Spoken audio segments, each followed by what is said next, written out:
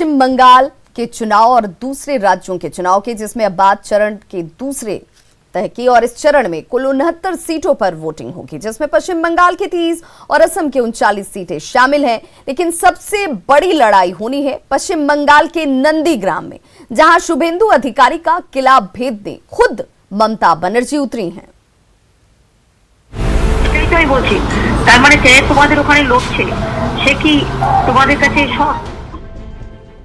एक को अच्छा दूसरे को बुरा कहूंगी। মুকুল শুভেন্দুর মতো এত খারাপ নয়, অন্তত এটা আমি বলবো। बीजेपी कार्यकर्ता को फोन करूंगी, समर्थन देने के लिए बात करूंगी, जीत के लिए कुछ भी करूंगी। यही वो वायरल ऑडियो है जिसको लेकर हाय तौबा मची है। बीजेपी का आरोप है कि वायरल हो रहे इस वीडियो में मुख्यमंत्री ममता बनर्जी की आवाज है। और अब चुनाव प्रचार के आखिरी दिन मुख्यमंत्री ममता बनर्जी ने इस पर अपना पक्ष रखा। और सुनिए क्या कहा। শুনে রাখুন, একটা কথোপকথন নিয়ে খুব ভাইরাল করছে চন্ডিগ্রামের ওই ভদ্রলোকটি। আমার কাছে খবর এসেছিল যে কেউ কেউ কথা বলতে চায়, আমার কি অপরাধ? এটা কিন্তু কোনো সিরিয়াস কেসও নয়। আর এটা মনে রাখবেন, as a candidate I can appeal anybody যে আপনার ভোটটা আমায় দয়া করে দেবেন। इशारों इशारों में ही सही, अब तो दीदी ने साफ कर दिया कि आवाज उनकी है और वो इसे किसी भी प्रकार से गैर कानूनी भी नहीं मानती। लेकिन सवाल है, जब ऐसा ही था तो दीदी ने सत्य स्वीकारने में देरी क्यों किया? क्या दीदी बीजेपी के कार्यकर्ताओं पर डोरे डाल रही हैं? क्या नंदीग्राम में दीदी को अपना हार दिख रहा था? कम से कम बीजेपी का तो यही मानना है।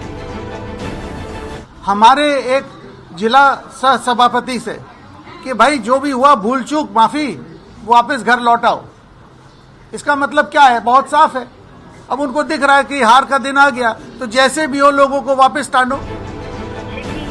शहमाद का ये खेल अपने आखिरी दौर में है। गुरुवार को नंदीग्राम के संग्राम में वोटर अपनी आहुति देंगे और तय करेंगे कि आखिर कौन होगा पश्चिम बंगाल का महानायक। Bureau report, news 18 network. तो देखिए, यहां शुभेंदु अधिकारी और ममता बनर्जी के बीच कांटे की टक्कर है और इसे लेकर जनता नंदीग्राम की क्या सोचती है, ये सबकी निगाहें इस पर टिकी हुई हैं। लेकिन देखिए, दूसरा चरण बेहद महत्वपूर्ण है, क्योंकि इस चरण में 69 सीटों पर वोटिंग होगी और पश्चिम बंगाल की 30 सीटें उसमें हैं, जबकि असम की 39 सीटें हैं। और इन दोनों ही जगहों पर क्या हालात हैं, क्योंकि सबसे बड़ी लड़ाई जो है वो सिर्फ पश्चिम बंगाल के नंदीग्राम में ही देखने को मिलेगी।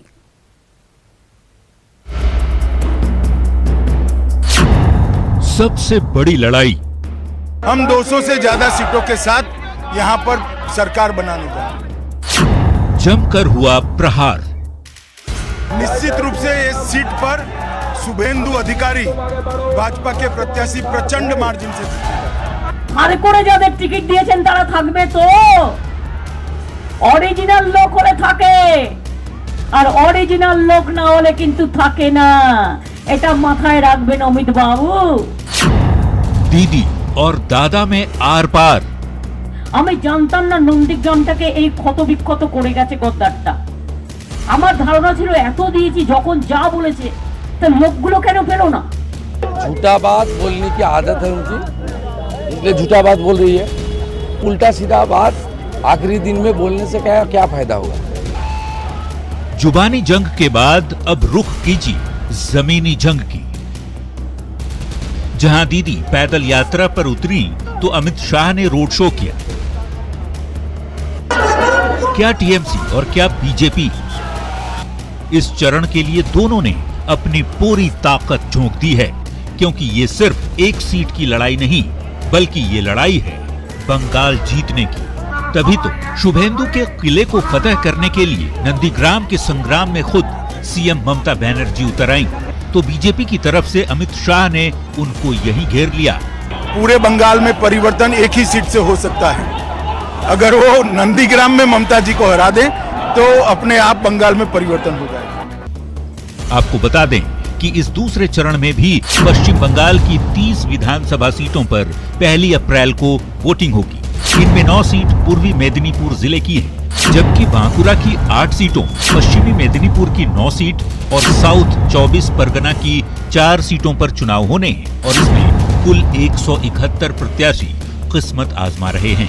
2016 में हुए विधानसभा चुनाव के बाद इन 30 सीटों में से 22 सीटों पर यानी 73% सीटों पर टीएमसी का कब्जा है। लेकिन 2019 के लोकसभा चुनाव के नजरिए से देखें तो अब खेल बदल गया है। बीजेपी इन विधानसभा सीटों में से 18 पर बढ़त हासिल की है, जबकि टीएमसी सिर्फ 12 पर ही बढ़त हासिल कर पाई है। तभी तो दीदी ने खुद नंदीग्राम का रुख किया है, तो वहीं बीजेपी दीदी के विजयी रथ को यहीं रोक देने की कवायद में है।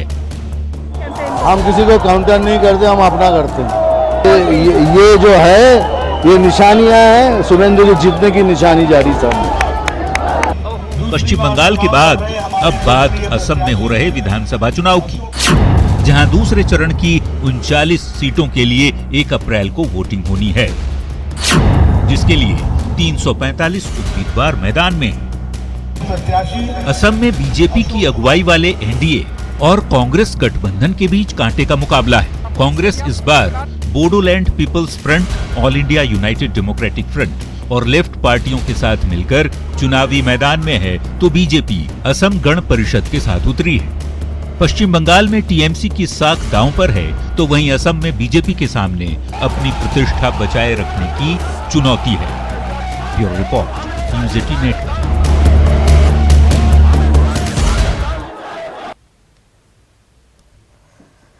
मधुपुर में जेएमएम के हफीजुल हसन और बीजेपी के गंगा नारायण सिंह के बीच सीधा मुकाबला है। नॉमिनेशन के आखिरी दिन गंगा नारायण सिंह ने नामांकन दाखिल किया। नामांकन के बाद आयोजित जनसभा में बीजेपी ने जहां एकजुटता दिखाई, वहीं बाबूलाल मरांडी ने तमाड़ का इतिहास दोहराने की अपील की। मधुपुर का महासंग्राम, गंगा खिलाएंगे कमल, हफीजुल से नारायण की टक्कर।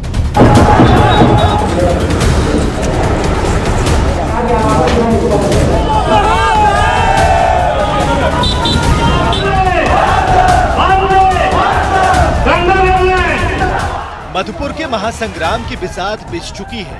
खिलाड़ी चुनावी मैदान में हैं। जेएमएम के हफीजुल हसन के खिलाफ बीजेपी के गंगा नारायण सिंह ताल ठोक रहे हैं। मुकाबला बड़ा है क्योंकि विधायक से पहले ही हफीजुल को मंत्री बनाकर जेएमएम ने बड़ा दांव खेला है। वहीं मधुपुर में फिर से कमल खिले, इसे लेकर बीजेपी ने गंगा नारायण सिंह को मैदान में उतारा है। गंगा नारायण ने भी नामांकन के साथ ही दावे जीत के किए हैं। हम भारतीय जनता पार्टी मधुपुर को एक ऐतिहासिक जीत दर्ज करेगी, ये पूरी विश्वास जनता ने हमें दिया है और जनता को भी भारतीय जनता पार्टी ने पूरी विश्वास का सम्मान किया है। और भारतीय जनता पार्टी ने एक गांव से एक छोटे से गरीब के बेटे, किसान के बेटे को उसने सम्मान किया है टिकट के माध्यम से। तो गरीब गाँव के लोग सब एक होकर करके इस बार मधुपुर विधानसभा से भारतीय जनता पार्टी के जोड़ी में भारी भरकम से विजय प्राप्त करेगी।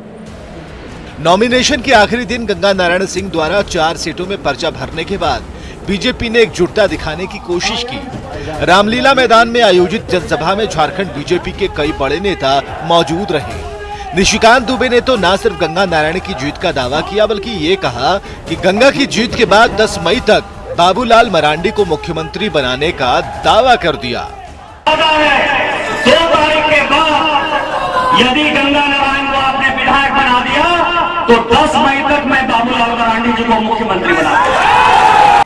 जनसभा में बीजेपी नेताओं ने हेमंत सरकार पर जमकर निशाना साधा। दीपक प्रकाश ने कहा कि मधुपुर में लड़ाई लोकतंत्र और राजतंत्र के बीच की है, विकास विरोधी के खिलाफ है। वहीं बाबूलाल मरांडी ने कहा कि मधुपुर में तमाड़ का इतिहास दोहराया जाएगा। जिस प्रकार से शिबू सोरेन जी को तमाड़ की जनता ने मुख्यमंत्री रहते उनको वहां से भगा दिया था, उसी प्रकार से इस मधुपुर के विधानसभा के चुनाव में 17 तारीख को इतनी वोट डालना कि 2 तारीख को मंत्री को त्याग पत्र देना पड़े, और यही कहने के लिए ये चुनाव तुष्टीकरण के खिलाफ लड़ाई का संघर्ष का बिगुल फूकने वाला ये चुनाव। ये चुनाव लोकतंत्र बनाम राजतंत्र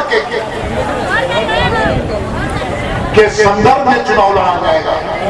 ये विकास के प्रतीक के रूप में भारतीय जनता पार्टी और विनाश के प्रतीक झारखंड मुक्ति मोर्चा के खिलाफ चुनाव लड़ा जाएगा।